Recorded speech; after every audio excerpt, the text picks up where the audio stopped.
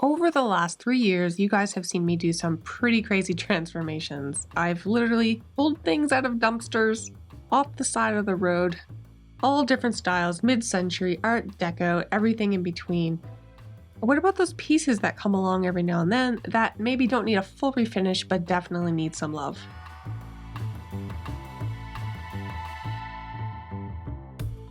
This cedar chest has been in my storage room for a while now, and looking at the inside, it looks pretty rough, but if we close the lid here and have a look at the outside, there's a lot of scratches, there's some dings and discoloration in the finish.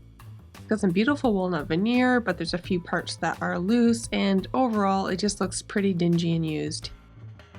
In this video, I'm going to be showing you how I tackle something like this. A piece that definitely needs some parts refinished, but not others. I'm going to be doing some repair work to the finish on the outside, refinishing the top, and refinishing the inside. I'm also going to talk to you a little bit about Lane cedar chests specifically, because things have changed a little bit where they're concerned, so stay tuned. My name is Angie and I refinish furniture. Sometimes I paint and sometimes I don't, but I always do what I can to save old pieces from the trash. Welcome to my workroom. So this specific chest was made for Lane by Nectel Furniture, which is a Canadian company. You see a ton of these out there, and there's a bit of an issue with them. Lane cedar chests did a massive recall a while back because their latches were deemed unsafe. There was no mechanism to release the latch from the inside, so when the lid is closed, there's no way to open it, and this was causing issues with kids getting inside and not being able to get out. So they did a recall on the locks, and for the longest time, you could contact the company, tell them which lock you had, and they would send you a new mechanism. Lane actually went out of business, I think it was last year or the year before. So you can no longer do that. Really, your only option now is to either remove the latch mechanism, disable it somehow, or replace it with some other latch. What I'm opting to do here is remove this top section. I'm just going to pop this out completely, and where the hole was, I'm going to patch in a new piece of cedar, and the lid will still close, the latch will still look normal from the outside, but it won't be a safety hazard anymore.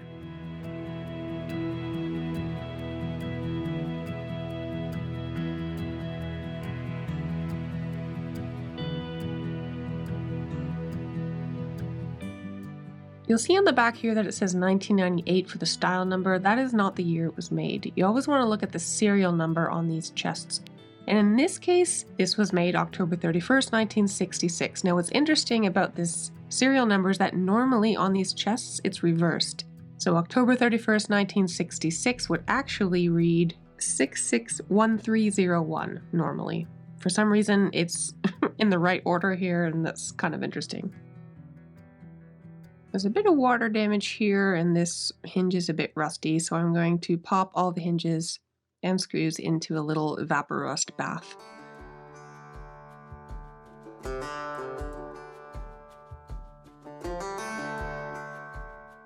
Now they don't normally do things with the back, it's generally not sealed, and you can see it's kind of a mess here, so I'm just using a really soft sanding pad here. I think this is like a medium grit, and just very lightly scuffing it to clean it up a bit. I definitely want to be careful where the lettering and marks are. I don't want to sand over that. And this is kind of funny. You see these two dark sections here just above the legs. That is actually where they were spraying the color on the legs. And because the back wasn't sealed with anything, it just kind of oversprayed. So that's what I love about working on pieces. You kind of see all these little clues about how things were made and what the processes were. Speaking of legs though, these legs are not easily removable. They won't unscrew. They're attached to this little square, and the square is nailed into the bottom of the chest, so I'm going to leave that as is. Now looking at the bottom here, you might be inclined to think this was a solid wood panel, but this is actually really pretty walnut veneer here on the underside, sandwiching a piece of pressed wood, and I can tell it's pressed wood because I can see it in the corner there. And then on the inside of the box is a layer of cedar veneer. So this chest is a mixed bag. We've got a little bit of pressed wood, some solid elm, and those parts are the legs and the pretty detailing around the front. That's all elm. walnut veneer all around the outside and the bottom, cedar veneer on the bottom on the inside, and then cedar panels that are slightly thicker than veneer on the rest of the inside.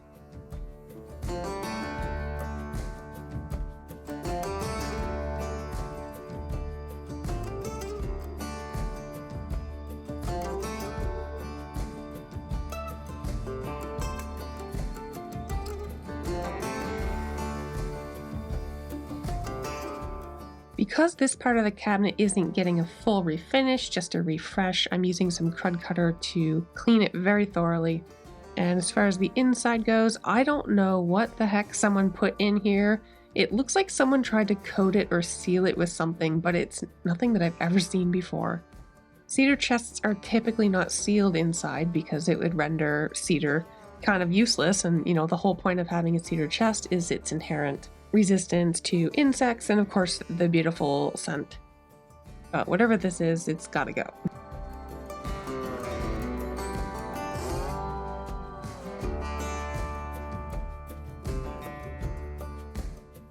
Okay, so you're probably wondering, if I'm not refinishing the outside, what am I going to do with all these marks?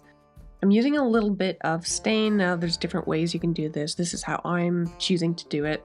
I'm just dabbing a little bit of American walnut stain, which in this case is water-based. You could use oil. And I'm just dabbing it on all of these marks where the finish has been disturbed. This isn't going to be perfect, but there's another step coming later that is going to sort of unify all this and make it look like this damage never happened.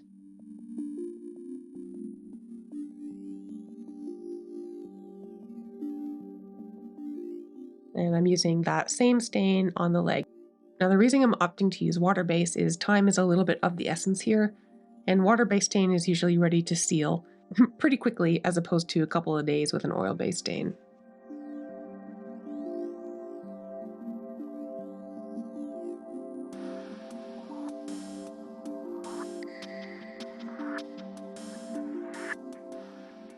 Hemp oil is pretty much my favorite thing to use inside a cedar chest. It's not going to seal the cedar like other finishes will, but it is really going to nourish the wood, give it this really deep, rich color, which doesn't last forever. It does eventually kind of fade down over time, but it's just a great way to freshen it up without sealing away those amazing properties of cedar.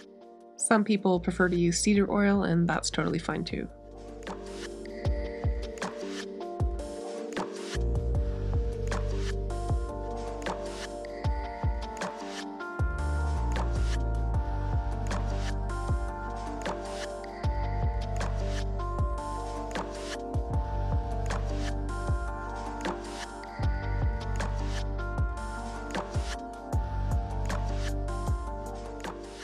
So I'm just going to use some masking tape and tape off the latch because I don't want to get any gunk on it. So basically what I'm going to be doing here is adding a light coat of this Mohawk Easy Vinyl Sealer. This is going to kind of seal in the stain that I just put on, but also the old finish, and give me a uniform surface to work with for my next step, which is adding a little bit of toner.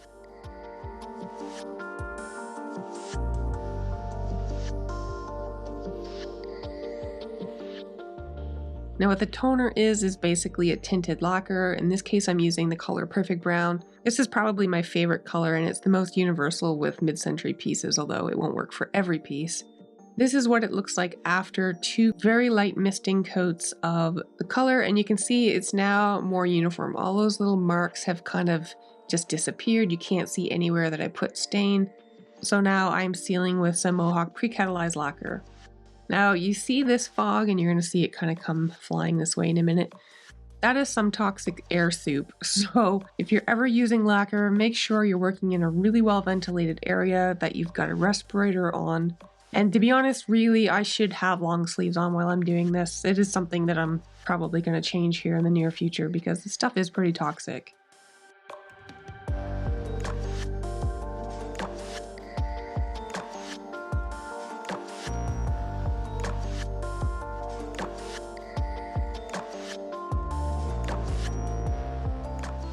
Now that the base of the cabinet is all good to go, I'm going to go ahead and refinish the top. So I'm using my favorite stripper, which is Circa 1850. And what's interesting is that a lot of these cedar chests kind of pre-mid-century were shellac coated. And even the occasional mid-century one. This is actually a lacquer finish.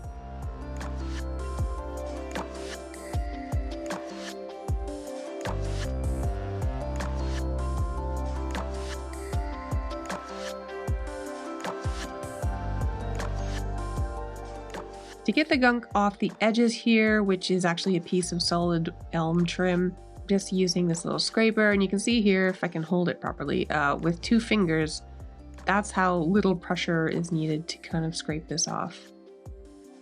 Scrapers sometimes get a lot of flack from people that don't like them and don't use them, which is totally fine, like use what you want to use. But there's kind of a misconception that they are dangerous and can really mess up the wood, and no. People can mess up the wood, but scrapers, not so much.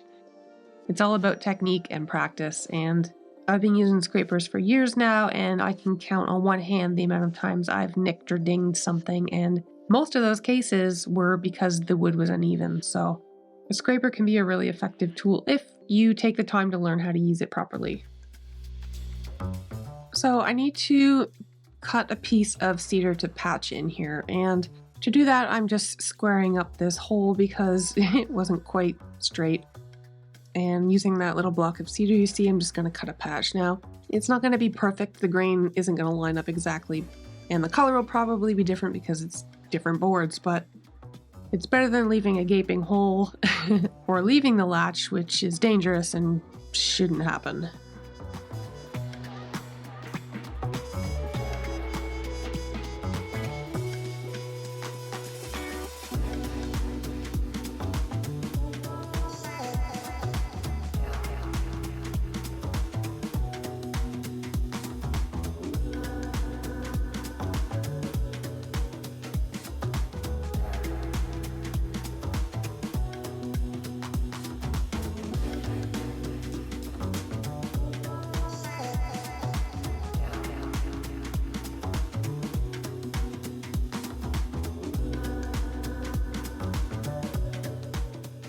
I'm using that same cement water-based stain around the edges here, which again is elm.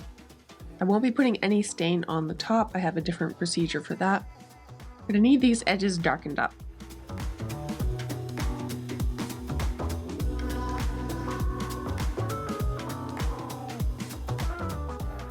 Once the stain has dried, I went in with the vinyl sealer and coated them as well as the top. Now I actually did 2 coats of the vinyl sealer on the top, which is going to seal in the wood, which you can see has darkened up quite a bit, but it's still lighter than the edges. So just like the bottom, I'm going to go in and I'm going to add a couple, I think I did 2 very light misty coats of toner, which is what you see me doing here.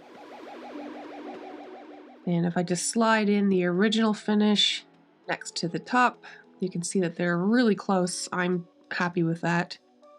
To me, this is good to go. So now I'm going to go ahead and do some lacquer. 6 coats of lacquer to be exact.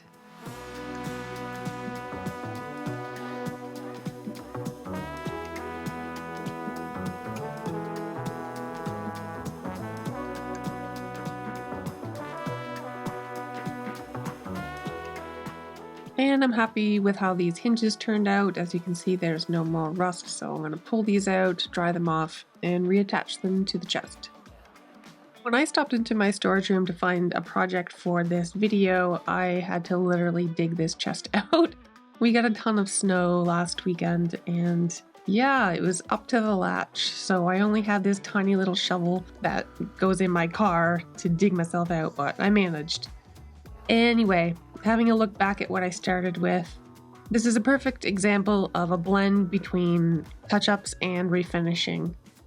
I could have absolutely stripped the outside of the base of this chest, but honestly it would have been a waste of time because with a few repairs and some touch-up work, this looks pretty much as good as new. I just realized I don't have a clip of it, but I did add some glue to this section here that was loose and it is now tight again. Well, as always, thank you so much for following along as I work on a piece of furniture. I will see you next time and enjoy the reveal.